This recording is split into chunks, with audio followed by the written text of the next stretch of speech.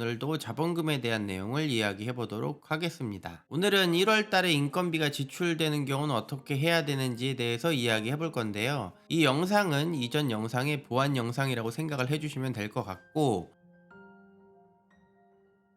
이 세무 전문가들이 얘기하는 실무와 컨설팅 업자가 얘기하는 실무가 다르다, 그 이야기를 먼저 다뤄보고 이 본론의 이야기를 시작하도록 하겠습니다. 2010년대 초반이었을 거예요. 인터넷 네이버 블로그를 만들어서 제 일과 관련한 일들을 자료를 올리곤 했는데, 내가 알고 있던 거를 이렇게 일반적으로 이야기하는 게 그렇게 쉽지가 않더라고요. 블로그 운영 자체를 어떤 정보 제공을 위해서 사용하고 싶었지, 뭐 광고 이런 용도로 굳이 사용을 하고 싶지가 않았었어요. 건설업을 대상으로 하는 영업에 뛰어들려고 하시는 분들과 기존에 컨설팅 하는 분들이 이제 인터넷 블로그에 글들을 많이 게재하기 시작하면서, 그때부터 실질자본금 이론이 이제 많이 오픈이 됐죠. 이 정보를 얻으려고 하는 건설 회사들은 그 자료들을 보고 정보를 얻기에는 참 좋은 환경이지만, 너무 많은 자료가 가끔 이제 독이 되는 경우가 있어요. 실질자본금에 대해서 가장 먼저 이야기하는 게, 연말자본금, 실질자본금을 계산할 때는 이 기업진단 지침을 따른다라는 거를 가장 먼저 이야기를 하거든요. 많은 건설회사 직원들 혹은 경리 대표분들은 건설업 기업진단 지침이라는 걸 가장 먼저 찾아보기 시작을 했어요.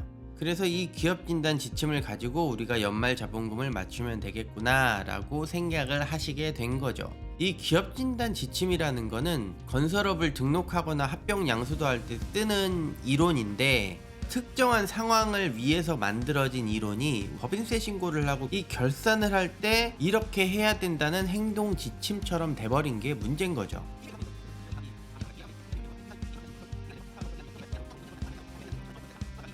이 이야기의 본론으로 들어가 봅시다. 이 사람이 얼마나 실질자본금을 제대로 알고 있느냐를 테스트하기에 가장 좋은 문제예요. 연말자본금을 다 맞췄는데 1월달에 인건비가 나가. 우리 어떻게 해야 되지? 돈을 좀 채워 넣어야 되냐 말아야 되냐, 결국은 이 문제거든. 야, 돈 써도 상관없어. 1번. 2번은 야, 우리가 돈 쓸 거니까 좀 더 채워 넣을까? 이게 2번. 정답은 일단 1번이에요. 지출돼도 상관이 없다.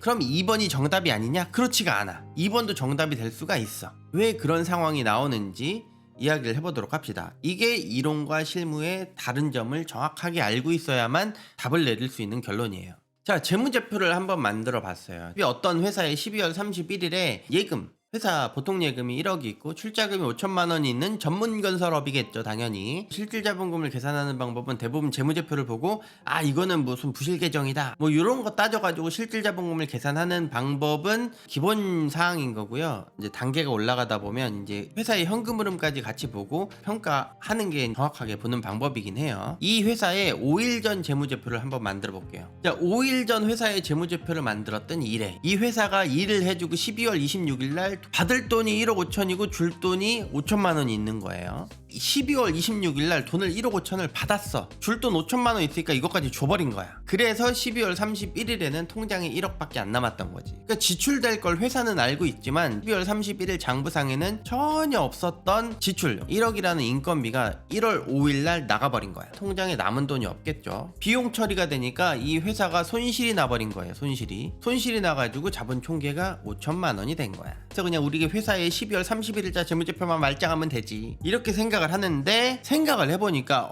우리가 12월 26일 날 돈이 들어와서 1월 5일 날 돈이 나갔으니까 이 1억이라는 돈이 우리 회사 통장에 있었던 기간은 단 열흘밖에 안 되는 거야. 그럼 우리 회사 평자는 어떡하냐, 이런 고민에 빠지게 되는 거죠, 대부분의 사람들은. 이 기업진단 지침 예금은 진단기준일을 포함한 30일 동안의 평잔, 은행거래 실적의 평균 잔액으로 평가한다라는 규정이 있으니까, 야, 우리 회사 평자는 어떡하냐, 이제 이런 고민에 빠지게 되는 거예요. 그래서 1억이라는 돈이 원래는 30일 동안 있어야 되는데 열흘밖에 없었으니까 1억에다가 30일을 나누고 11을 곱해서 3,333만 3,333원이 나온 거야. 우리 회사의 예금이 1억이 아니라 3,333만 3,333원이구나, 이렇게 본인 스스로 평가를 한 거야. 본인이 왜 평가하냐고. 실질자본금을 계산했더니 예금은 3,333만 원이고 출자금이 5천만 원이 있으니까 우리 회사의 실질자본금은 8,333만 3,303원이 나오는구나,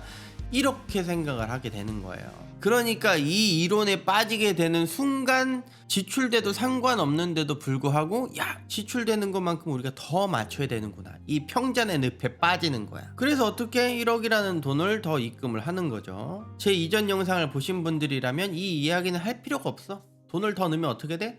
가수금이 되면서 회사의 자본금에는 아무런 영향을 미치지 않는다. 자, 이런 일이 있을 때는 방법이 세 가지가 있다고 이전에도 이야기를 했어요. 자본금 증자를 하거나 혹은 그냥 두거나 혹은 자본금을 더 맞춘다라는 여러 가지 방법이 있는데, 이 경우는 그냥 둔다. 그냥 둔다. 2번에 그냥 둔다가 맞겠죠. 12월 31일 이전에 손실이 나는 경우는 어쩔 수 없이 자본금 증자를 해야 되는 거고, 부실 자산이 너무 많아. 그러니까 가지급금이 왕창 있는 회사야. 전문건설은 자본금 1억 5천만 맞춰도 된다더라. 1억 5천만 맞추자. 저기 딱 1억만 이제 이렇게 넣는 거지. 그런데 이게 똑같이 1억에 지출이 된다면 담당자들이 일종의 괘씸죄가 적용하는 거죠. 아, 이거 재무 가지급금이 4억이나 있는데 이 회사가 실질 자본금이 충족한 게 맞냐? 1월달에 이렇게 지출도 많은데 이런 거는 우리가 해설을 못 하겠다. 이런 경우는 이제 기업 진단을 받아오세요. 이런 경우가 이제 비일비재하게 일어나는 거죠. 근데 이런 경우에는 이제 기업 진단이 안 나온다.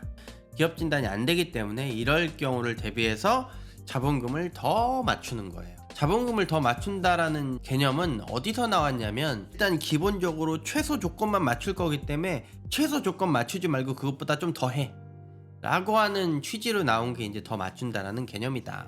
세무 대리인이 재무제표를 너무 이쁘게 잘 만들었다, 그런 경우에는 뭐 1월 달에 돈이 얼마가 지출되든 상관이 없고, 이 다시 처음으로 돌아와서 이 회사는 기업 진단을 하게 되면 기업 진단은 적격 판정이 안 나와요. 적격 판정이 안 나오지만 실무 소명 단계에서 회사의 자본금은 아무 이상이 없다라고 담당자 선에서 그냥 실무선에서 끝나버리는 거지. 그러니까 이런 경우는 기업 진단은 불가. 기업 진단 지침에 의해서 이 회사는 기업 진단 적격 판정이 안 나옴에도 불구하고 관공서에서는 이런 업체들까지 제재하지 않는다. 실무에서는 오케이, 이론에서는 안 돼. 반면 이런 업체들 같은 경우는 더 맞추는 경우에는 실무에서는 안 될 확률이 높지만 기업 진단을 가게 되면 기업 진단에서 적격 판정을 받는 상황이다. 이런 이제 부실 회사들이 많은 경우만 더 하는 거지, 평범한 중소기업의 업체들은 뭐 더 맞춘다라는 개념을 적용할 필요성은 없다.